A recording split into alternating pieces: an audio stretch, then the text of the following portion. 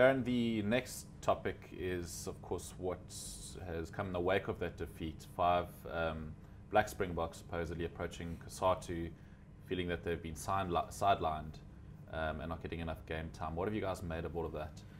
Yeah, you know, when I saw the team that was named for last Saturday's match, you know, I now the first thing I do is I go and count the players of colour, you know, just forgetting just the black players. And there were 3 in the starting 15 and another 3 on the bench. So that's 6 out of 23 players, which is around about the 25% mark, which is even fewer than was the case the week before.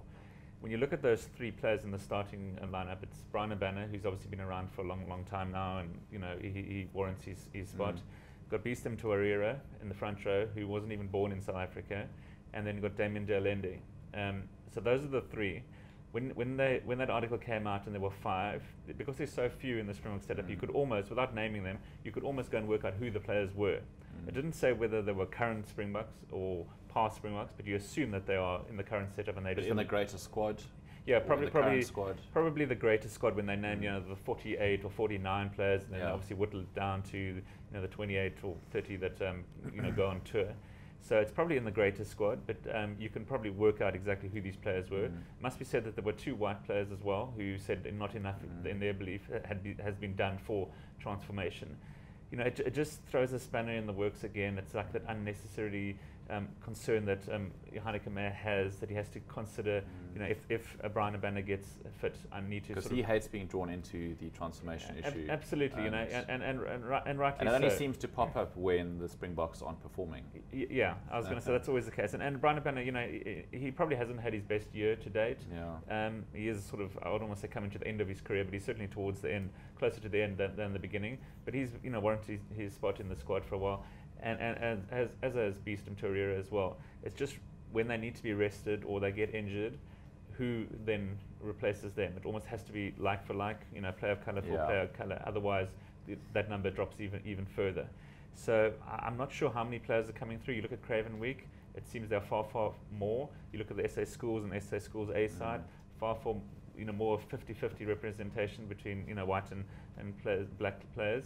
It just doesn't seem to then translate through to Super Rugby and then Springbok Rugby level. Now, part of it has to do with the fact that, you know, South Africa generally don't like to make a lot of changes. Heineke Meyer has come out many times and said we have to win, and he sort of trusts the 15 or 23 players that he has, and he doesn't like to bring in players even if they perform incredibly well. Best case scenario, best example I would say is Elton Jantjies, who I think everyone believed was the best South African Super Rugby fly this year, far better than Andre Pollard, who sat out most matches. Yet he is in the squad, but he's like the 4th fly half, doesn't get any game time, not even on the bench. So, you know, he's probably, I don't want to say he's one of the players, but he's probably a player that could feel a little bit aggrieved that he hasn't been given more game time. You know, he's certainly done everything and he's been asked of him. He kicks as well at poles, I think, as any of the flyers in South Africa. So, you know, there are going to be grumblings. You know, the more we lose, the more questions that are going to be raised. And, you know, obviously this loss to Argentina didn't, you know, help at all. And it'll be very interesting when Heineke Meyer names his squad in light of this article that's come out tomorrow for the Argentina test, because there are a number of injuries, again, a number of players that aren't going on the tour. We already know about players that have been ruled out through injuries. Morné staying out because his wife's giving birth, you know, France staying. So there's opportunity, let me put it that way, for players of colour to make it. But then again, you know, on the flip side is, are they only there because this article has come out and people and players are upset? So it's a bit of a lose-lose situation for poor Heineke Meyer at the moment. But again, it'll be very interesting tomorrow when we see the squad, exactly what the composition of it is.